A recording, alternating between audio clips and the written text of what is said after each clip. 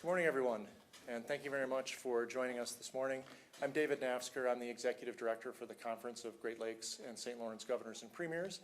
The conference is the lead and coordinator for the Cruise the Great Lakes Partnership, which brings together about 24 organizations from around the region, including cruise lines, convention and visitor bureaus, ports, states and provinces, all with the goal of growing regional cruising here on the Great Lakes.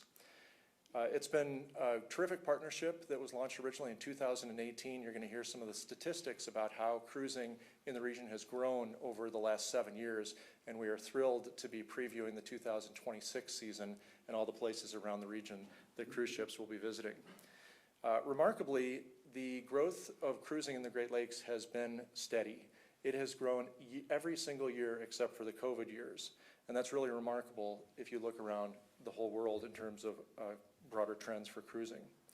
We're excited to continue to welcome new members to the partnership, including our host today, Discover Green Bay, and thank you for their support. I would also like to recognize Brown County Executive Troy Streckenbach, who's joining us today. Thank you for joining us, Mr. County Executive. So the way we'll be doing things today is I'll be concluding my remarks shortly. We'll then have a series of short presentations from the group on the stage here. We'll then invite questions from you here on site. We'll then invite questions from media that are joining us remotely. We will have the opportunity for individual interviews following the formal part of our program. So if there's anyone in particular that you'd like to spend time talking with, please just let me or the appropriate person know. So we have a full lineup of speakers, so I won't delay any further. Let's get moving. It's my pleasure to introduce the Governor of the state of Wisconsin, Tony Evers. Thanks, Dave, and good morning, everybody. Beautiful day in Green Bay, as always. And first, welcome, Cruise the Great Lakes to Green Bay. So happy to have you here to have this discussion. Also, congratulations to Discover Green Bay, Travel Wisconsin, and Cruise the Great Lakes for another amazing season of Great Lakes cruising. Here in Wisconsin, we're fortunate to have more than 800 miles of Great Lakes shoreline that provide fresh water and recreation and improves the quality of life for folks all across the state. And as a longtime member and previous chair of the Great Lakes St. Lawrence Governors and Premiers, Wisconsin has helped lead the way to protect and enhance our Green Lakes. That's why as a state, we've made it a priority not only to act as stewards of the freshwater resource, but also help ensure Wisconsin ports and harbors have the 21st century infrastructure needed to support a 21st century global economy. Small example of that is our coastal management program. Very small groups of money that we give out, but it enhances our Great Lakes by protecting coastal wetlands, controlling pollution, restoring habitats, and making sure that we're creating public access projects. These are also really small all across the state of Wisconsin, but they impact the state, the Great Lakes. And from Milwaukee to Superior, we've expanded docks for cruising and built new harbor facilities because we know how vital these hubs are to our state's major industries, including tourism. In fact, we awarded the Port of Milwaukee $4 million to finish the South Shore Cruise Dock expansion project, which is expected to open in the spring and will be a great access to growing this industry. Folks, tourism is a huge economic driver and engine for Wisconsin, and it's your hard work that keeps this industry humming. In 2024, tourism saw its third record-breaking year in a row, generating an historic $25.8 billion economic impact. You know, that's huge, and it wouldn't have been possible without our coastal communities, which welcome travelers who stay in our local hotels, dine in our restaurants, visit our museums, and learn about our state's crazy culture.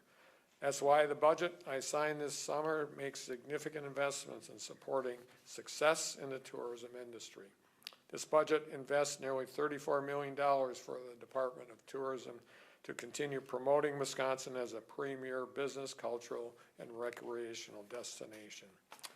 And by making our Office of Outdoor Recreation permanent, we're also working to support the strength of our $11 billion outdoor recreation industry to make sure Cruising tourists get out to enjoy the natural beauty of Wisconsin and the Great Lakes has to offer. Folks, we know that every dollar we invest in our state's tourism industry means more cash in the register at our local businesses, more tips taken home by servers, and more opportunities to support communities that define us, including our wonderful coastal communities. So, as we end this cruising season, I want to thank all of you for promoting the Wisconsin story that help builds a brighter future we're working towards as a state. So thanks everybody, and Dave, back to you.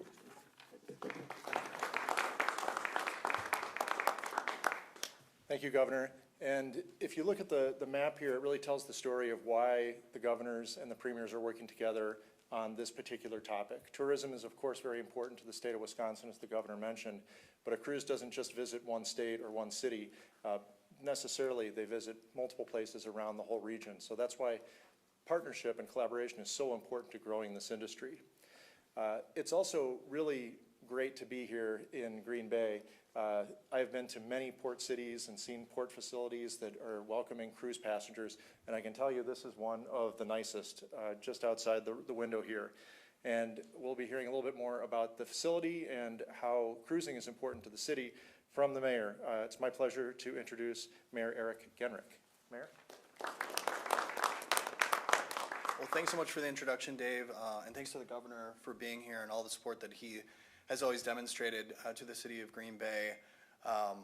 This is great. I mean, this is not something that would have made a lot of sense to have a press conference like this a few years back, but we've been fortunate because of the investments of our Common Council. Brian Johnson, who's our president, is here with us today. Our Common Council saw the wisdom of making the investments that Dave was alluding to make it possible for these cruise ships to come into the community. So over the last few years, we've been fortunate to be able to welcome a couple of cruise ships every year. Next year, we're looking to triple that number and hopefully for continued growth beyond. But really want to recognize our Common Council for seeing the wisdom in that. It was sort of a field of dreams approach in a sense of, you know, we build this facility in the hopes that these cruise ships will come. And thankfully that has been the case, but wouldn't have been the case without the facility, as I said, but also without the advocacy of some of the folks who are behind me and we'll be talking in a bit. Brad Toll and Dean Hain have been, you know, behind this push for some time, thanks to the support of our county executive as well, to make some of these investments possible in order to welcome these guests. We understand how important tourism is to the health of our economy here in the city and also the state of Wisconsin. And cruise ships are a big part and a growing part of that economy. So it's just fantastic for us to be included in that equation, for Green Bay to be part of that conversation when cruise ships are talking about where they'd like to go here in the Midwest and on the Great Lakes. You know, contrary to the opinion of one of our former quarterbacks, you know, Green Bay is a vacation destination. You know, is a place where people are really interested in visiting, and tourism is big business, and it's great for our people, for our community, and for our economy. And this is a new element of tourism for us, welcoming in these cruise ships. And it's been fantastic to be on that map, to be on that list. And as I said, really looking forward to growing that presence here into the future. So thanks to everyone for gathering here in Green Bay to celebrate what's been done with Great Lakes cruising over these past few years, and also to look forward to I think what will be a very vibrant future, not just here in Green Bay, but across our Great Lakes ports in the state of Wisconsin and beyond. So thanks again, and I'll turn it back over to Dave. Thank you, Mayor. Next, we'll hear from David Spiegelberg with Travel Wisconsin. David? Thank you, David. Good morning, everyone. So in my role, I work as a liaison between Travel Wisconsin, also known as the Wisconsin Department of Tourism, and our Great Lakes cruising partners and communities along the Lake Michigan coastline. In these past few years, I've seen huge growth in the interest and excitement for cruising on the Great Lakes. And I remember the first time driving up to the Port of Milwaukee several years ago and seeing the Viking Antantis cruise ship coming into port. And never in my wildest dreams, over a very long tenure in tourism, could I imagine a beautiful sight like a cruise ship like that plying the waters of the Lake Michigan coastline. Taking in the Great Lakes by ships gives passengers a new and unique way to make lifelong memories and boost the economies of Wisconsin's shoreline communities. As the governor stated, Wisconsin is rich in natural resources, and our research at Travel Wisconsin shows that outdoor recreation is the top reason that people choose to visit our state. Some of our biggest outdoor industry assets literally are the Great Lakes. Wisconsin's 800 miles of Great Lakes shoreline perfectly positions us to welcome cruise ships and our tourism partners in the port destinations to do an amazing job of providing passengers with first-class hospitality when they arrive. 2 years ago, Algoma welcomed the Viking cruise ship for the first time, and I remember hundreds of residents and school children coming out to greet that cruise ship. The comments from the passengers was just amazing. They said they never received such a welcome anywhere than in Algoma, with literally the schools closing to welcome a cruise ship into port. This year, Discover Green Bay brought in their mobile visitor center to inspire the visitors on Victory Cruise Line's cruise ships. Wisconsin's shoreline communities are where the unexpected is ready to be discovered in Wisconsin. Visitors to Algoma can sample fine wines at Von Stiel, Wisconsin's oldest licensed winery. Green Bay treats passengers to memorable shore excursions that explore the area's history, heritage, food, and of course, iconic football culture. And Milwaukee serves as a major turnaround point where travelers have endless opportunities to make memories at the start or end of their trip. Cruise the Great Lakes works hard to showcase the unique and intimate experiences of visiting the Great Lakes region by ship. And Travel Wisconsin then inspires our visitors when they get here and hopefully to stay a little bit longer. We're optimistic about the 2026 cruise season. Next year, cruise ships have stops planned in the ports of Milwaukee, Sheboygan, Algoma, Sturgeon Bay, and Green Bay. Our research shows that travelers prioritize a lot of things to see and do on vacation, and these coastal communities are full of rich attractions and experiences for making lasting memories. Travel Wisconsin partners with Cruise the Great Lakes so more travelers can discover the unexpected in Wisconsin. We're grateful to our local tourism partners who greet passengers with such a welcoming spirit. And we're thankful for the strong support demonstrated by Governor Evers and his administration in the support of cruising on the Great Lakes. Great Lake cruising is an economic force for Wisconsin, and we look forward to a bright future. So thank you. Thank you, David. You can tell who's in the marketing arena. It might not seem like a good time to be thinking about a Great Lakes cruise. I think it was 37 degrees when I left the hotel to walk over this morning. But actually, it's never been a better time because this is when the new itineraries are announced, when people can book their cruises for next year and beyond. So it's very timely. I'd now like to introduce our host for this event. It's the CEO of Discover Green Bay, Brad Toll. Brad? Thank you. Well, good morning. I want to begin as well by thanking Cruise the Great Lakes for being here. They've been tremendous partners for Discover Green Bay as we kind of ventured into this, getting cruise ships to come into our destination, into our port. They have been outstanding partners and have made a lot of introductions for us, which has been very helpful. And we have some good news that I'll share here in just a bit. But also want to thank the city of Green Bay, those big, I called them balls, but I guess that's not what they are, bumpers along the shorefront. Those are assets that we need to be able to welcome cruise ships in. And the city council, the city of Green Bay have been very supportive in as well, Brown County, the state. Without the assets, we can jump up and down and cheer for the destination all we want. The cruise ships don't come. You have to have the assets and the infrastructure in place. And the Port of Green Bay, the City of Green Bay have done a wonderful job providing that for us to be able to go out and try and bring this business into the community. Again, we're looking forward to welcoming Victory Cruise Lines back to Green Bay. This summer. I believe they have 2 trips in the month of June. is those passengers, they've been here the last probably 2-3 years. As they get off, they're excited about being in Green Bay. For many of them, it's their first time here in the Green Bay area. And they're very excited to see, well, Lambeau Field, but a lot of the other things in the area as well. We've found that the Railroad Museum is very, very popular with the cruise market. So it's fun to welcome them. As David mentioned, we have our mobile visitor center down at the riverfront. I want to recognize Michael, who works in the cruise ship market on our team, and Hannah that works on coordinating the mobile visitor center when passengers are here. The thing that excites us maybe the most, though, is as the passengers are getting back on the ship, we often hear from them that they want to come back, when they can come back on a vacation and spend more time here. So the economic impact that comes just from the ship arriving, it continues to pay us back down the road. As we mentioned, good news, next year, American Cruise Lines we're now working with. They will be here 4 times with the American Patriot, which is a new ship to our port, and we're very excited to welcome them.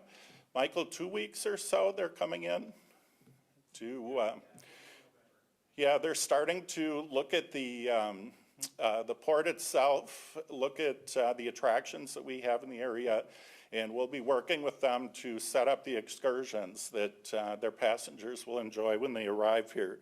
So 6 that we have right now planned for next year, all total.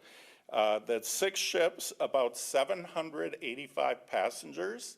The potential, if the ships are all full, and an economic impact of $327,164 to the penny.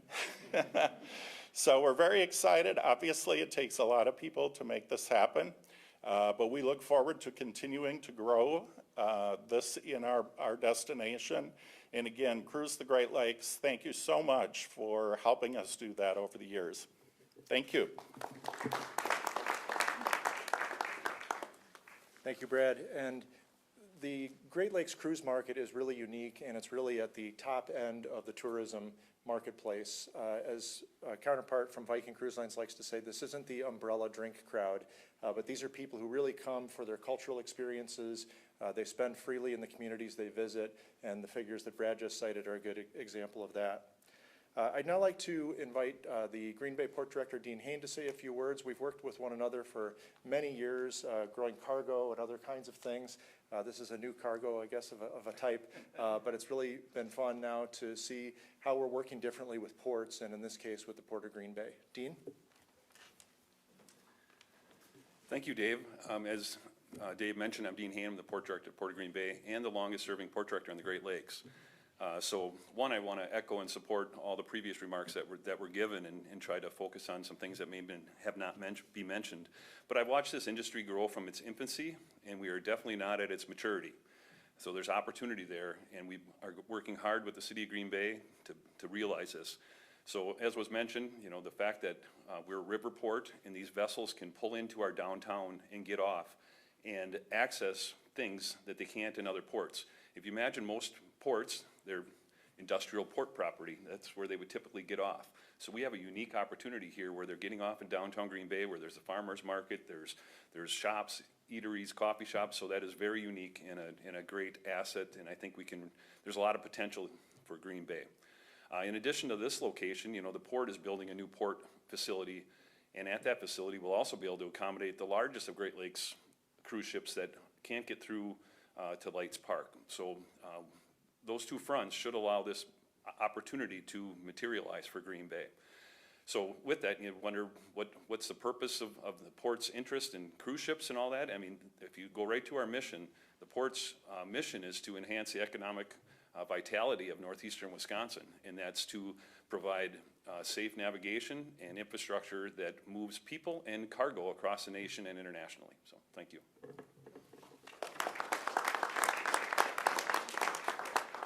Thanks, Dean, and it's great to see the partnership of all the different organizations working together here in Green Bay. Our last speaker for the day will be the Director of Cruise the Great Lakes, my colleague, Sally Berry. Sally? Good morning, everyone. And as David said, I'm Sally Davis-Berry. I'm the Tourism Director for Cruise the Great Lakes. And it is my pleasure to provide you with a forecast of what we're seeing and predicting for 2026 across the region. Before I begin, however, I want to say thank you, one of our favorite Cruise the Great Lakes members, Green Bay, for hosting us. This is such a great city, and it's wonderful to be able to work hand in hand with them to grow the business. Thank you, Governor Evers and the state of Wisconsin, for your continued investment in the travel sector. Amazing cities, wonderful ports make this state a must-stop for the cruise lines. And to our partners at Travel Wisconsin, who I work closely with, Dave, thank you for all you do. You're right behind me. Thank you for all you do. We travel a lot to trade shows. We work a lot hand in hand as well to promote this region, so it's a pleasure working with them. Wisconsin Department of Tourism leader Ann Sayers is the chair of the board of Cruise the Great Lakes. She's not able to be with us today, but she is a mighty force for growing this part of our tourism sector. So I want to thank her for all she does. I started in this role early this year. I've been in the tourism industry almost 30 years. So I grew up on a Great Lake, so I know how amazing the Great Lakes can be. But I have learned so much about all the different destinations and the demand there is for growing the cruise systems here. I'm going to refer you to our website. I could go on and on about all the places I've been to and how we promote, but if you want to check out cruisethegreatlakes.com, that will give you a lot of background information, tell you about our partners and how we all work together. And our PR director, Craig, over there has also information that I'll be covering today. There's a handout, but I just also want to touch on some of the highlights. So as we all mentioned, cruising the Great Lakes is on a long-term growth trend, and 2026 is shaping up to be an amazing season. For the first time ever, we're announcing we're seeing an economic impact of over $300 million looking forward to all our stops this year in 2026. When the initiative started in 2018, no one really knew where this was going to go. But aside from the COVID years, we have seen a continued growth and demand. We really have put cruising on the map as an essential role in the tourism sector. It's a whole different type of visitor we're attracting. So in 2026, we are projected to welcome over 23,000 individual passengers with more than 800 port visits, generating an economic impact, as I mentioned, of over $300 million. And in case you're unfamiliar with the type of vessels, these are the smaller vessels. These are not the huge cruise ships that you might see on commercials, but these are vessels that can fit into our ports and through the locks.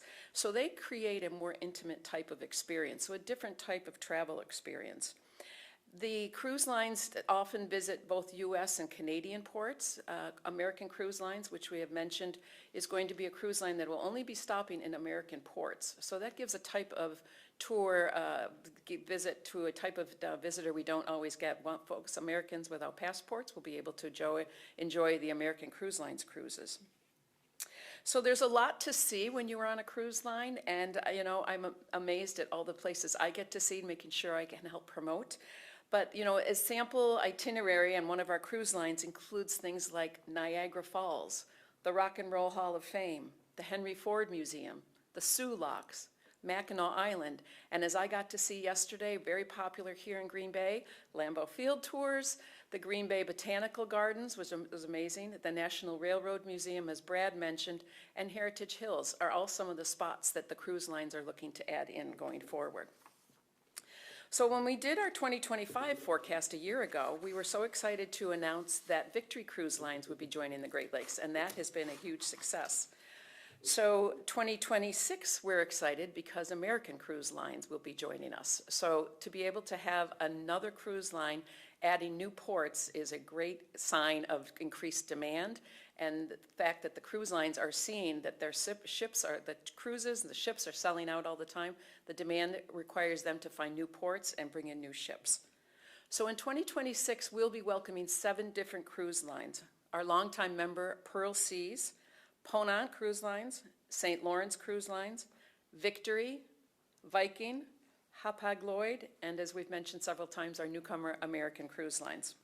The largest of these ships holds less than 400 people, so you can see it's a more intimate type of visit. It's a really an opportunity for these cruise lines to provide interesting excursions and smaller, more experienced typed outings. So in summary, 2026 will continue our long-term upward trend of bringing more people to the region through cruise ships. We're delivering more passengers, more ports, and now economic impact at both large and small regional destinations. More passengers and more ports means higher I knew I was going to trip on this one, shoreside spending, there we go. And you know, I was in Cleveland last month at a similar event, and we were lucky enough to be able to be standing at the port as folks were coming back from their day trip to both the Rock and Roll Hall of Fame and the Cleveland Museum of Art. And almost to a person, the folks were saying, wow, we had no idea this city was like this. We're coming back for sure. And I know that's what the folks say as well when they come to Green Bay. So economic impact of returning visitors is definitely there. It might be a little harder to track, but we know we are exposing folks to cities they have not seen. Even though they live in America, we have a lot of folks coming from California and Florida. That seems to be where a lot of these Great Lakes visitors are coming from. And they are determined. They're coming back and spending more time, spending a weekend, spending a summer vacation going up one of the lakes. So it's really refreshing to be able to hear that kind of information as well. We're excited to see continued growth in the Great Lakes cruise sector, the positive economic impact it creates, so jobs, taxes, and really increasing the vitality of all the towns where the cruise ships stop. So we are looking forward to a very vibrant 2026, and I appreciate all the support of everyone here up on the day with me. It is a group effort making this a success, and we're looking forward to continued success going forward. Thank you. Thank you, Sally, and thank you for your leadership in growing the program and cruising in the Great Lakes. We're now happy to invite questions. If you could introduce yourself by name, organization, and if there's anyone in particular who you'd like to pose your question to. Use the mic too for the courtesy of online. Yep. Do we have any questions in the room? This is from Jeff Belier from the Press Gazette. He is curious if the economic impact number that Brad shared is per ship or for all 6 ships that are coming in 2026. All 6 ships. So that's a cumulative number for the whole 2026 cruise season. Any other questions?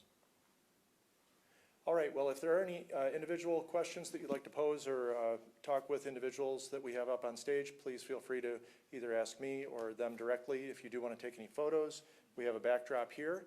And with that, we'll conclude our press event, and thank you all for joining us.